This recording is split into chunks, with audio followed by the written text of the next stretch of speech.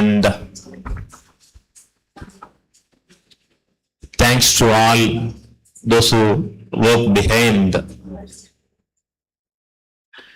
So, health, WHO defines as is a physical, mental, moral, emotional, social and spiritual well-being, not merely an absence of disease.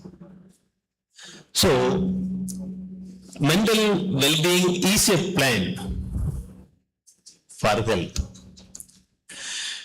And Swami Vivekananda,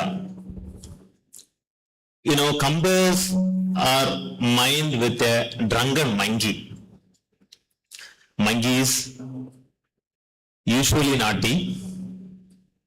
So, a drunken monkey will be very, very naughty. So, our mind travels a lot in microseconds. And when the problem arises or when we face problem, either you mind or you don't mind. This is what our mind does. So, if you mind, something problem increases. If you don't mind something, you perish. So, your mind is an important slogan. You need to mind what to mind. And you should know what not to mind. And when you don't know what and what not, the worries, fear, conflicts, etc. keep increasing, and you somehow get entered into a psychological psychiatric patient too sometime. Okay, and psychological issues are getting increased throughout the world day by day, and that is also a statement by WHO. And not only psychological diseases, but also there are psychosomatic diseases. Psych means mind, soma means body. The diseases of the mind expressed through body is psychosomatic. Even World Health Organization, lists diabetes, hypertension, heart disease, peptic ulcer, bronchial asthma, all these common diseases under that category. So, these all diseases are influenced by mind. So, if you know how to mind, then you will be a person without a crisis, without a problem. So now the theme of this conference is psychological interventions in the changing world. World changes whether you like or don't. World keep change. So there is nothing to stop the change, but we need to keep our mind stable, adopting the change, otherwise we will perish one or the other day. There are so many experts going to guide you for these 2 days, and I am sure, I think there are more than 50 papers students and scholars are going to present. Of course, your work may be a smaller one, but it's a part in the psychology, or it's a part in the society towards making the people to face the changes in the world. And I'm sure that we will have a take-home message by tomorrow evening without any doubt. Okay, so the experts are going to enlighten you, and don't worry, we are the AIP is going to feed your mind, and the Grace Institution is going to feed your stomach. Okay, so be happy, enjoy these 2 days, and in this stage, I need to thank my our patron, Dr. Vijay Ganesan, who is not here. He will appear soon by online. And I need to thank Dr. Raju, who has come on the way from Visakhapatnam to enlighten us. He is one among the senior professor in our country. Maybe few senior professors are available in our country, and he is one among that. And if everything goes well, next time even we may conduct the conference at Visakhapatnam with the help of Dr. Raju. So we are planning for that again. And obviously, I need to thank the Grace Institution. Dr. Burns, our ma'am, Geeta ma'am, and Dr. Samuel, and the other principals, HODs, staff, students, administrative people, and all have, helped us a lot. We never, experienced such a hospitality. Okay, so they are என்ன சொல்றது தமிழ்ல சொன்னா விழுந்து விழுந்து கவனிப்பாங்கல்ல அந்த மாதிரி so they have done a wonderful job, and I'm very much thankful to the Grace family, and I wish all of you a wonderful day and wonderful conference ahead, and we are going to change the world after this conference. Okay, and only psychologists can do that, as doctor explained already. The major work is on our head. Okay, because almost all the upcoming problems are psychological problems. It may be family problem, it may be business problem, it may be some official problems, it may be medical issues. All the upcoming problems are linked with the psychological issues only. So the whole burden is on the head of psychologist, and be prepared, learn things, and get away with a bunch of knowledge. Thank you.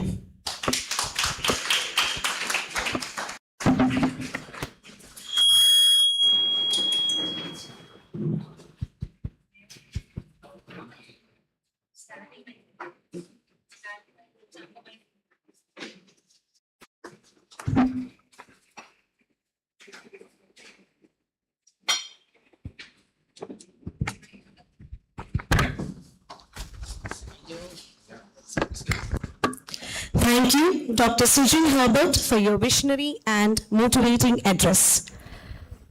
To brief us about the mission, objectives, and activities of AIP, I invite Dr. Safrullah NVM, Secretary of AIP.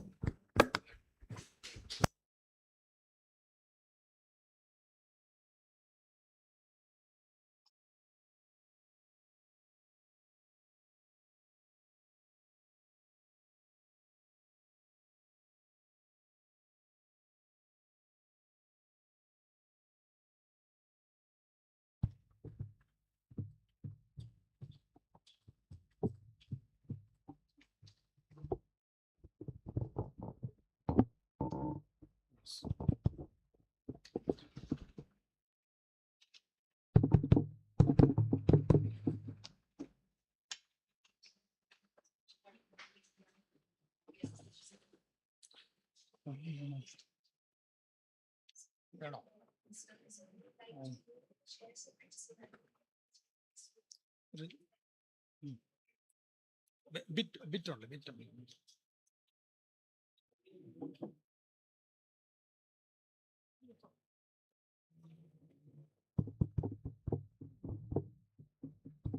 A very good morning.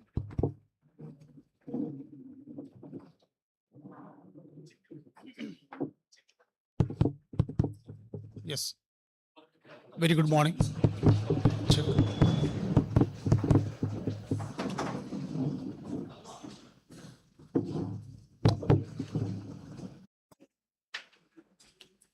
Yes, check. A very good morning to everyone. This is AIP's third conference, and thank you, Grace Institutions, for hosting this. The practice of psychology is highly challenging nowadays, following information overload and social media exposures. They are also challenging such cases. For example, I have a patient, a 35-year-old man, unmarried, who is a computer expert. He talks only with the computer and his mother. He doesn't go outside and socialize with a cluster of psychological issues like social anxiety, phobias, etc. He talks only with the computer, and he has a regular therapist, that is a AI chatbot. And at times he argues with the chatbot, and then the chatbot itself suggests, now you see your real therapist. Then he turns out to be.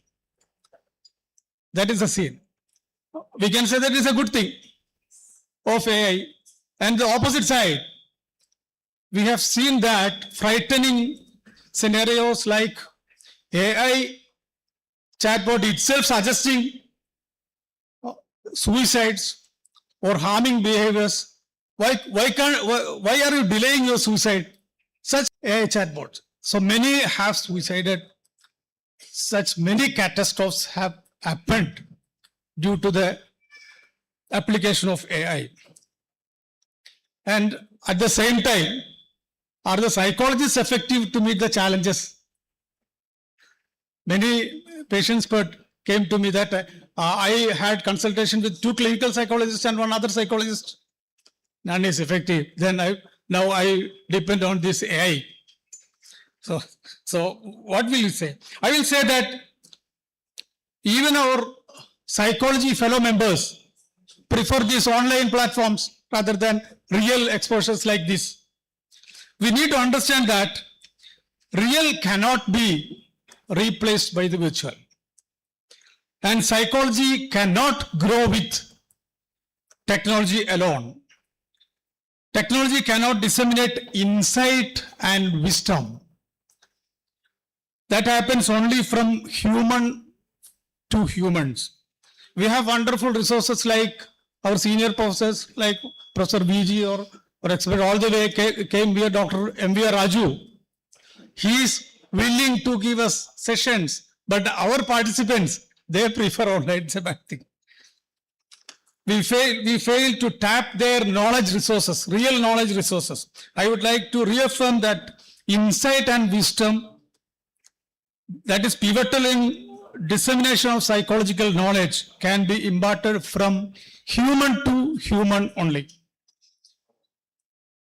Psychology conferences provide such opportunities, and we'll have a special session on AI and technology and its impact, and there is a panel discussion during this conference. And my duty is to introduce the evolution, formation and objectives and activities of AIP. Slides, please. So these are the regulatory bodies of psychological practice. There is a new council, you'll be knowing that, other than the RCI. RCI is Rehabilitation Council of India, that regulates disabilities and rehabilitation practices and psychiatric diseases. Next slide. These are the objectives. I'm not going into details. Next slide, please. So AIP began its journey in 2018. It is over about 17 years now. We got registered under 2022. Next. Yes. Yes, AP conducts many academic sessions, webinar series. This is on among us. Dr. Baby Chakrapani from HOD of Neuroscience in CUSET. Then this is Dr. Ananda Mohan. Is an infertility specialist and psychologist. And there are many other sessions.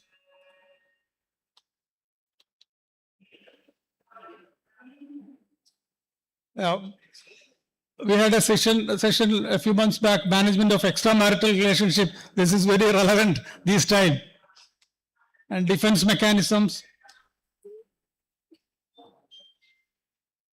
There are a few snaps from our general body in 2023. We conducted the first conference, national conference at Nehru Group of Institutions, Coimbatore.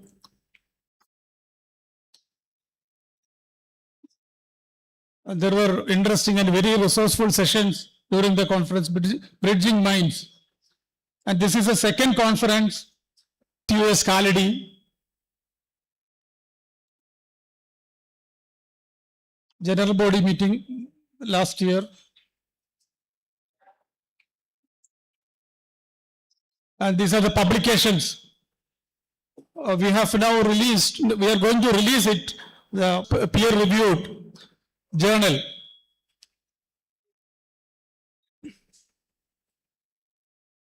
And we have formed an MOU with the Nehru Group of Institution.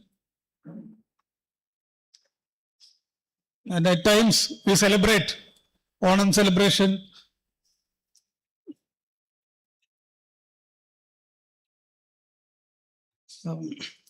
So such meetings and celebrations bring us together and enhance learning and interaction experiences. We have to come out of the shell and enrich ourselves to deepen our knowledge of psychology in order to help people and the professionals. AIP has done and doing tremendous jobs in this regard. Support and collaborations like this institution and presence of pioneers in the field encourage us and give momentum to spread our mission to new heights. Thank you everyone. Thank you Dr. Barnes and Mrs. Barnes and Dr. M.V.R. Raju for being here and hosting the institute, the program. Thank you, dear AIP members, delegates, and especially the organizing committee who had a hard work for the last 2 months, working hard. Thank you all. Thank you again. Thank you, Dr. Safarullah, for giving us a clear insight into AIP's contributions.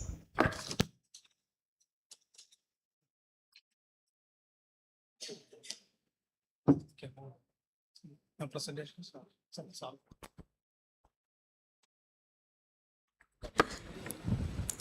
Now, I invite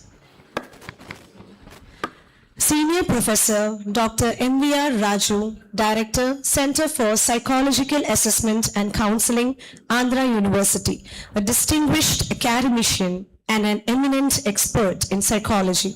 His contributions to assessment, counseling, and mental health education are widely recognized.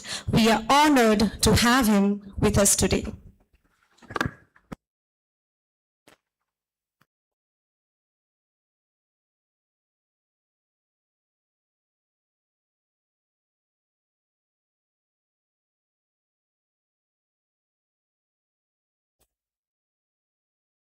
Delegates, on the dais, off the dais. It's my privilege to share my teaching, research, and clinical. Please, I request you all the learned delegates, please pay attention. It's very, very important. As a psychology people, we maintain attitude. I hope you understand the meaning of the attitude. It's called as actions. The way you say it, the way you perceive what I am saying to you. Number two, and psychological readiness is more important in our climate. Be patient. Within 5 to 10 minutes, I want to summing up my brief introduction, the speech. Before my research, I want to speak about what WHO speaks. According to our Indian lifespan, 7.2. Developing countries lifespan 90 to 95. Again, in coming back, what WHO speaks, the second highest disease in the world, it is called as depression, it's India. 62% of the Indian people have been suffering with depression. The depression, in the long run, leads to clinical depression and leads to suicide. Coming into my research, all my research publications is available in Google and Government of India website. It's called it as Vidwan. What I have seen in India, most of the girl students are sitting in front of me. Today, most of the people habituated and conditioned Korean drama. You all understand what is Korean drama. Number two, before COVID, after COVID, post-pandemic, students habituated and conditioned digital. Number three, alcohol and marijuana habit and cell phone addiction. Those who are habituated, they will enjoy with help of the brain. Dopamine is giving pleasure to you all. It's only temporary, but the long run, your cognition diminishing. I hope you all understand. And my second recent research last 3-4 years, male menopause rate dead. Today menopause starts at the age of 30. When it starts menopause, the girls are not eligible to get the marriage. That's why 23% of the Indian girls is not interested in moving for the marriage. And coming to the last important point, at the age of 22, 23, girls have been suffering with PCOD. These are all the major problems you are seeing, and also divorce rate is also drastically increasing in our country. So this is my research, and coming back into today the title of the international conference, Psychosocial Impact of Artificial Intelligence and Digital Media. See, on human cognition and interaction, I consider now a prime time to speak on a theme that is redefining of human thoughts and social life. The psychosocial impact of artificial intelligence and digital media on human cognition and interactions. While technology has always shaped our human behavior, what distinguishes the present era is the depth at which digital platform on artificial intelligence in our thinking and the feeling, attitudes, and even our sense of ourself and self-esteem. Excessive use of artificial intelligence,